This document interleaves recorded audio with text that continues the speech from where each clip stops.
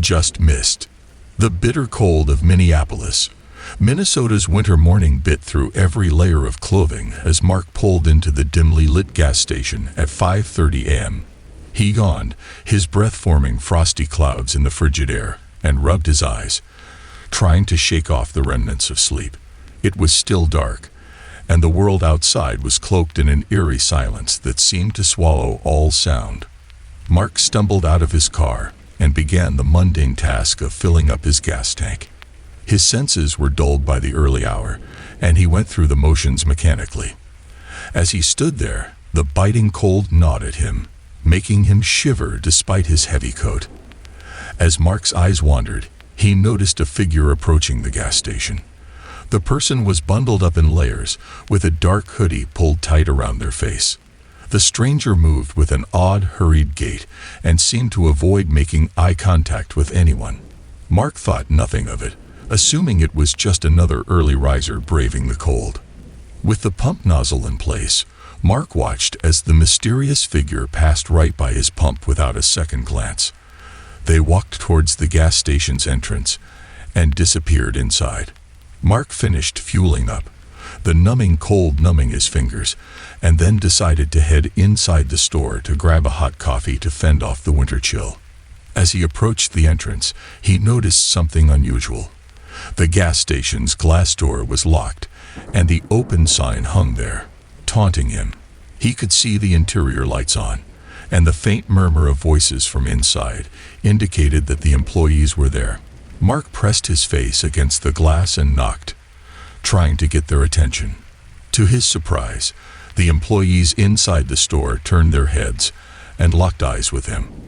They looked terrified, as if they'd just seen a ghost.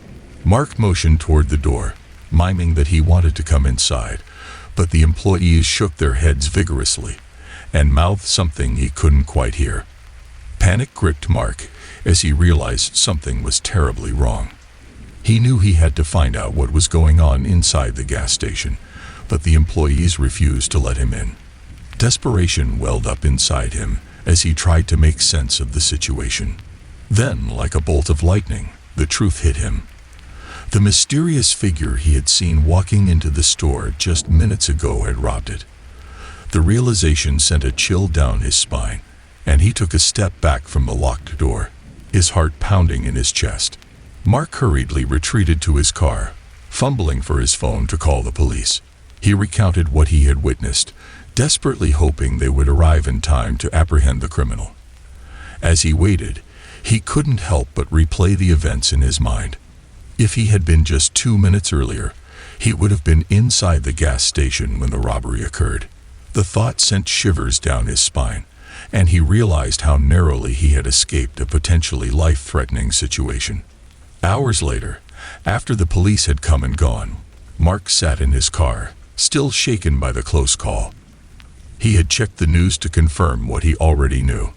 The headlines confirmed his worst fears. A robbery had taken place at the same gas station he had visited earlier that morning. Mark couldn't help but dwell on the unsettling thought that he had narrowly missed being caught in the crossfire of a violent crime. Fate had intervened, sparing him from what could have been a harrowing ordeal. As he pulled away from the gas station, Mark couldn't shake the feeling that the world was a precarious and unpredictable place. A shiver ran down his spine, and he whispered to himself, "Crazy world, I tell ya." The memory of that fateful morning would haunt him for a long time, a chilling reminder of how easily one's life could change in just a matter of minutes. Nope, nope, nope.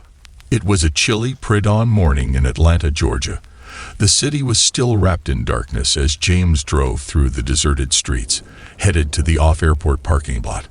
He had an early flight to catch, scheduled to depart at 6 a.m., and he needed to make sure his car was parked securely before his journey. However, as he glanced at the fuel gauge, he realized that his car was running dangerously low on gas. Panic washed over him. He couldn't afford to get stranded on the way to the airport.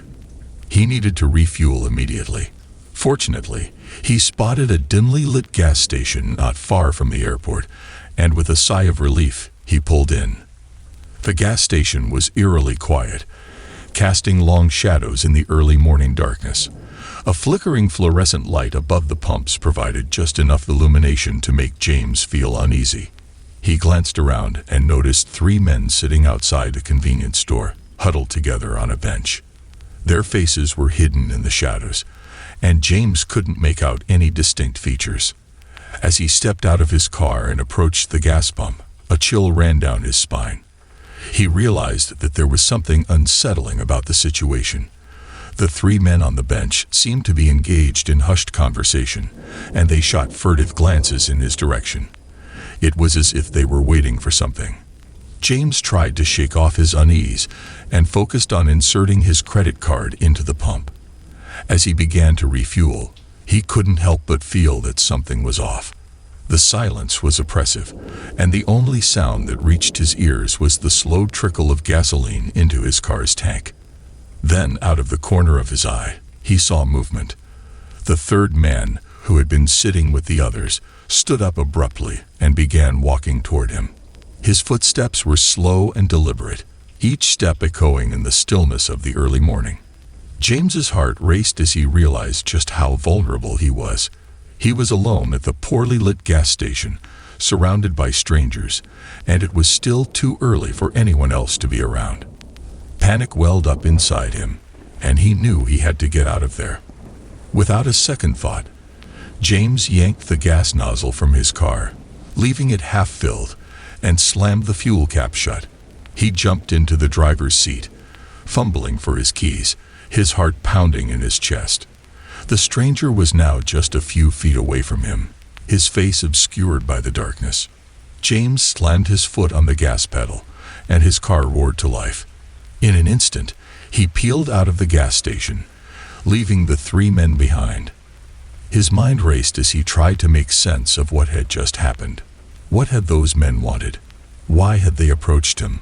As he drove away, he glanced in his rearview mirror and saw the 3 figures standing in the middle of the empty gas station, watching him retreat. Their faces remained hidden in the shadows, their intentions unknown. James knew he had narrowly escaped a potentially dangerous situation, and a chilling realization washed over him. He was just minutes away from being in a vulnerable position, at the mercy of strangers in the dead of night. It was a horrifying thought that would haunt him for a long time to come. Nope, nope, nope, he thought to himself, and he continued his journey to the airport, the unsettling encounter at the gas station forever etched in his memory. Very off person. The city of Los Angeles was sprawling with activity as the clock struck 11:00 p.m., but for Henry, the night shift attendant at a small, out-of-the-way gas station on the outskirts of town, the hours ahead promised solitude and the dull hum of fluorescent lights. His worn-out uniform clung to him, the sleeves of his jacket rolled up to accommodate the summer heat. Little did he know that this seemingly ordinary night would soon take a horrifying turn. The bell above the gas station's door jingled as a man entered. Henry glanced up from the newspaper he was reading behind the counter. The stranger, who looked to be in his mid-30s, wore a tattered leather jacket and a baseball cap pulled low over his eyes. His face was obscured by the cap's shadow, making it impossible for Henry to discern his features. But there was something about the man's demeanor, a certain tension in his movements, that immediately sent a shiver down Henry's spine. The man approached the counter with an eerie silence, his eyes fixed on the cigarettes behind the glass display.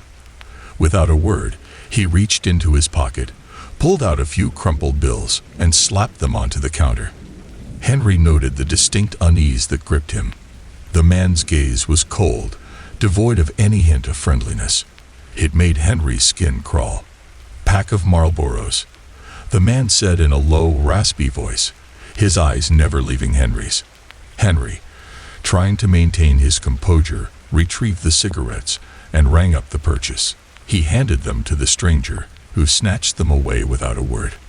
The atmosphere in the gas station had grown uncomfortably tense, and Henry's heart raced as he watched the man leave, the bell above the door jingling once more. As the hours ticked away, Henry couldn't shake the feeling of dread that had settled in the pit of his stomach. He kept glancing at the clock, willing the night to pass quickly. The fluorescent lights hummed overhead, casting long, eerie shadows across the empty aisles. Around 2:00 a.m., the morning newspaper delivery arrived, and Henry grabbed a copy to pass the time. As he flipped through the pages, he froze when he reached the front page. His heart skipped a beat, and a cold sweat broke out on his brow. There, staring back at him from a grainy photograph, was the face of the man who had come into the gas station earlier. The headline read, "Gas Station Robber Strikes Again." The article detailed how the man had robbed a different gas station a few miles down the road, making off with cash and cigarettes. But what sent chills down Henry's spine was the next part of the story. The same man had proceeded to a nearby gas station, where he had brutally beaten one of the attendants almost to death, while her coworker cowered in the back room, too terrified to intervene. The gas station's security camera had captured the horrific attack, and the police were now on the hunt for the dangerous assailant. Henry's hands trembled as he realized the gravity of the situation. The man who had visited his gas station had a dark, violent streak. He had chosen to rob and assault innocent people, and Henry had come face to face with him, completely unaware of the danger that lurked beneath the man's cold exterior. The hours dragged on, and as the first light of dawn crept through the windows, Henry's relief was palpable. The night had been long, filled with an unsettling encounter that would haunt him for years to come. He couldn't help but wonder about the many lives forever altered by the actions of one very off person who had walked through his gas station's door.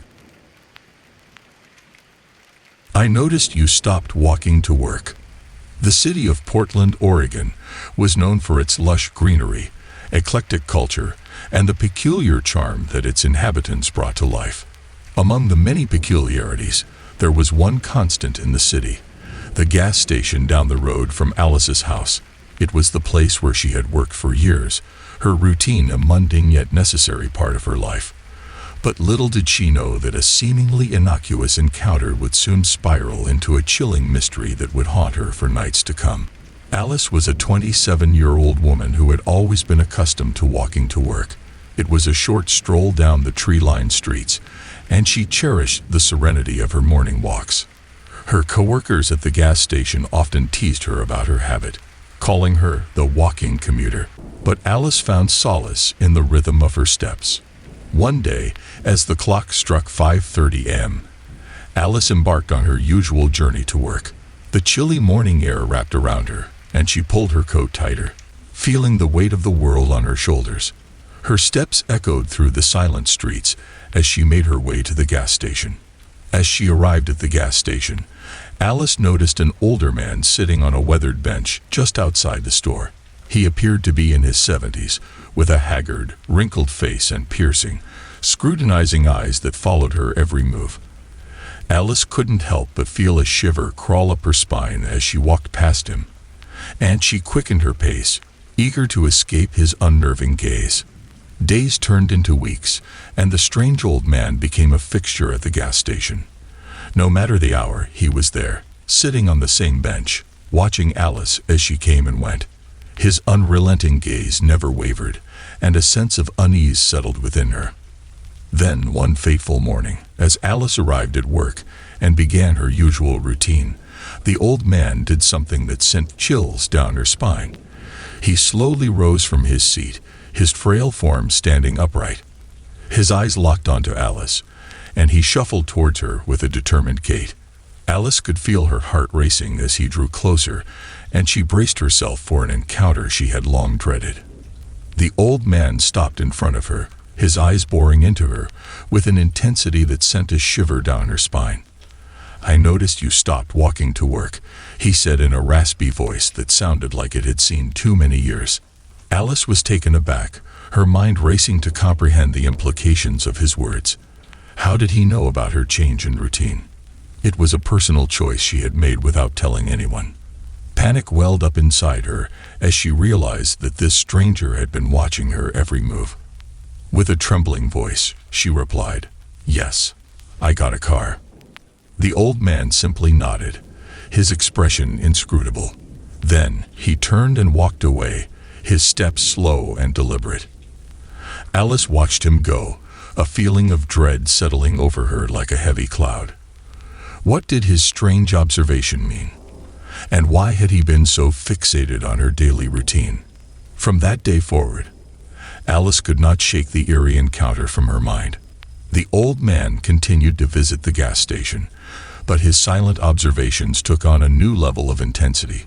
She couldn't help but wonder what he knew, what secrets he held, and whether her decision to stop walking to work had unwittingly brought her into the orbit of something deeply unsettling. The days turned into weeks, and Alice's anxiety grew.